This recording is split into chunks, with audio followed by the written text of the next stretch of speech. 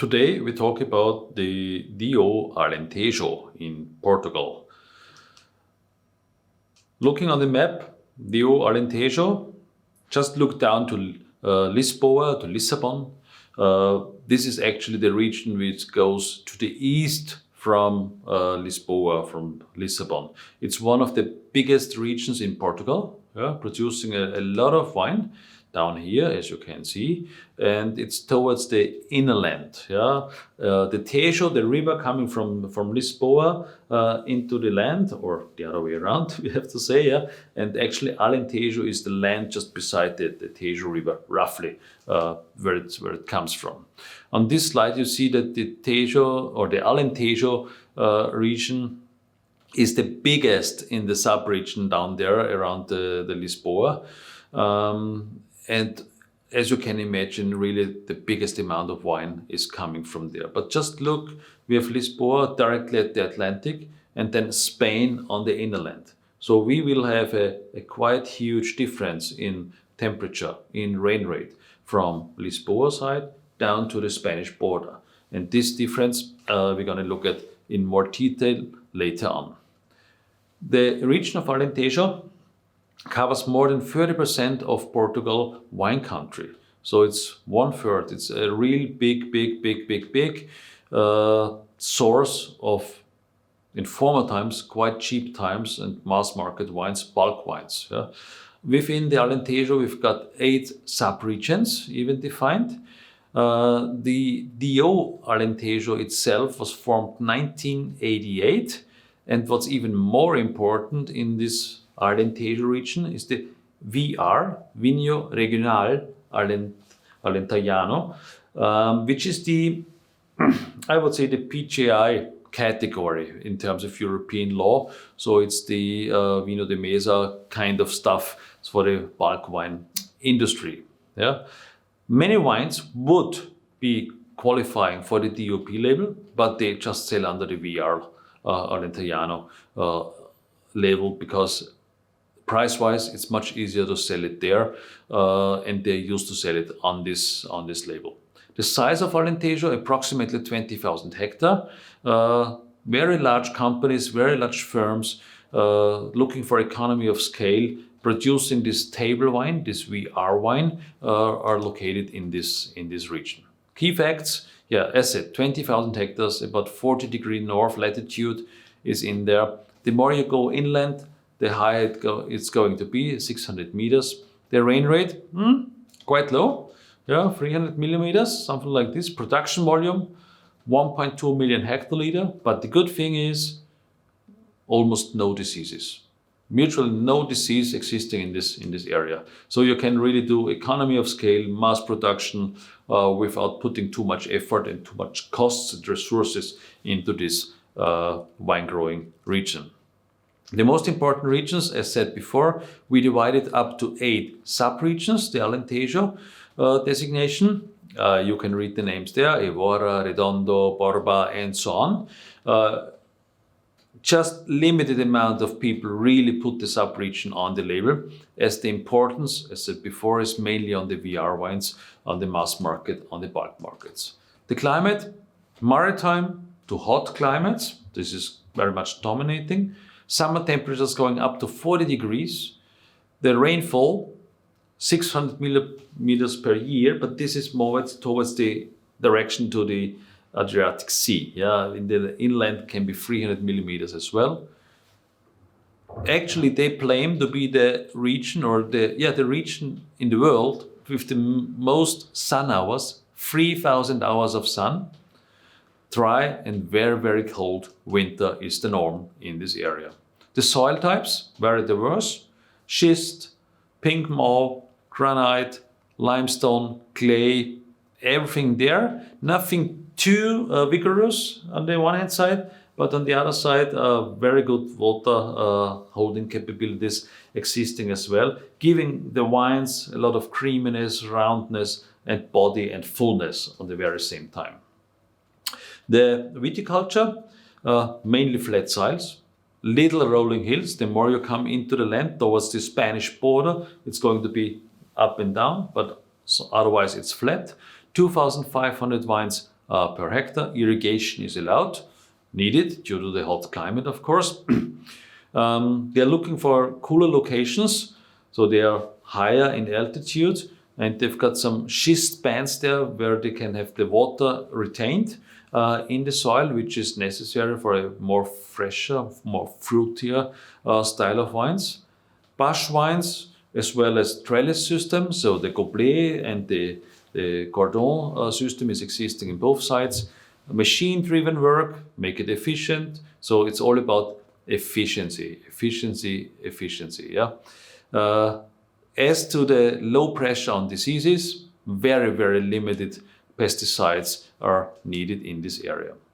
From history point of view, yeah, there's, just to name one out of it, is this Talhas. Yeah? Talhas is a certain style of wine which has a lot of history in this region and is still produced today. Yeah? Maybe another one, Alentejo was designated in 1988 by the CVRA, and this is one of the most important commissions within this region regulating the wine growing.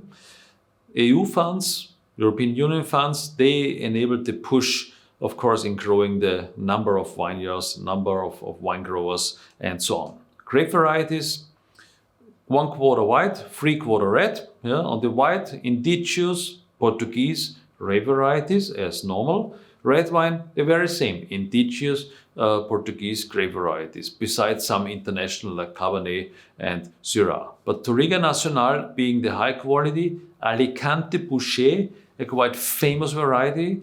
Alicante Bouschet is one of the few red varieties who having a red sip, a red sub in there. Yeah. So normally if you press red grapes, the must is white.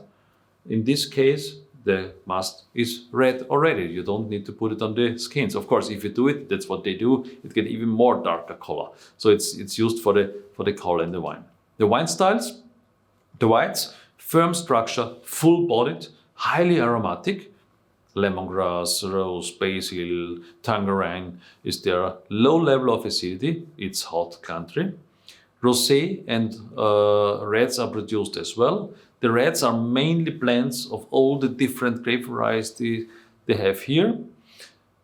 Full-bodied wines, rich in color.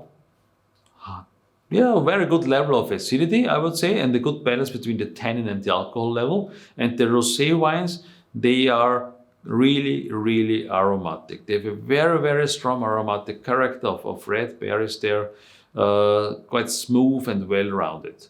Sparkling wine is produced there as well. So, mentioned before the Talha wine in the Alentejo region. So this is an old technique where, first of all, the grapes are foot trodden on the floor of the winery. So nothing special on the lagares or whatever you used to from Portugal. A fermentation can be done with stems normally or without stems at 7 to 18 degrees. The ripening is done, how to say, after several weeks post maceration time to get more tannin out of the wine and even more flavor as well out of the wine is done, and then it's in amphoras, for example, yeah, or concrete tanks. Yeah? This is the way how they produce the traditional Talhas. There are certain other tiny differences how you can produce it, but this is in general the normal way how you do it. Beside this one, and due to the European funding, modern winemaking has been introduced, temperature-controlled fermentation, stainless steel, but still they go with the indigenous grape varieties. Some experiments with a new oak, French oak, is done. What they are looking for is freshness and crispiness in the wines. And this is where they are aiming towards, especially with the new temperature-controlled fermentation vessels. They got stainless steel vessels, which is more easily temperature-controlled than the old oak vessels or even open fermenter vessels they used to have. The theme here is for sure high volume, on a broad scale with a lot of efficiency. That's what they are doing. Wine terms or wine law, we've got the white wine or rosé wine in the Reserva or Grand Reserva style. You can see the aging requirements, 6 months respectively, 12 months there as well.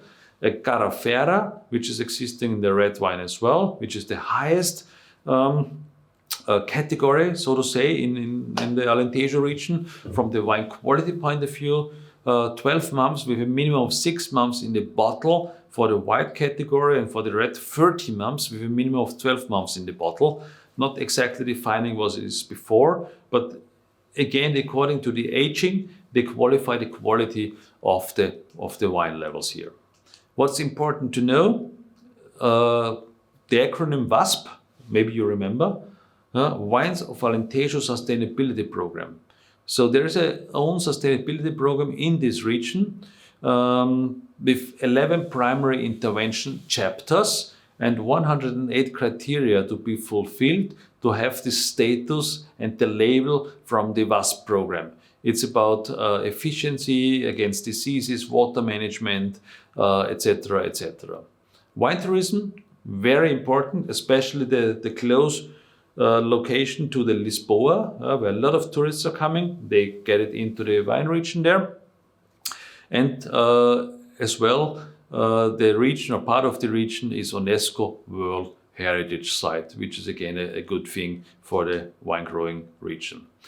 At the very beginning, I mentioned the CVRA. So this is the consortia really looking after the wine from marketing point of view, not only for quality wine, but for the PGI wines as well. So the Vino de Mesa, the basic bulk wine. And they are doing the promotion work for the Alentejo wines domestically and on selected international markets. And the funding for the sale of certification seals is visible on the back label of Alentejo wines. So if you put this back label here, you get some certain amount of money back, and this is the way how the whole thing is funding himself. Leading producers, just to name a few, Cortes de Sima, for example, Estremont is another one producing quite good red wines, affordable red wines. Quinta de Moro, for example, a nice white wine producer here to say, some more to come. You can read it, you can Google it. And the labels, as said before, on the back label, on the right-hand side, you see it. There is this Alentejo label, which is the guarantee again for the origin, for the grapes, and for the wine methods declared and the high quality level of this wine. So, and tracking is as well possible with this label back to even to the wine, if you want to. So that's all about Alentejo. I wanted to say a very important region in terms of PGR wines, but upcoming region in terms of quality wines due to new technologies and new knowledge of the wine growers. Thank you.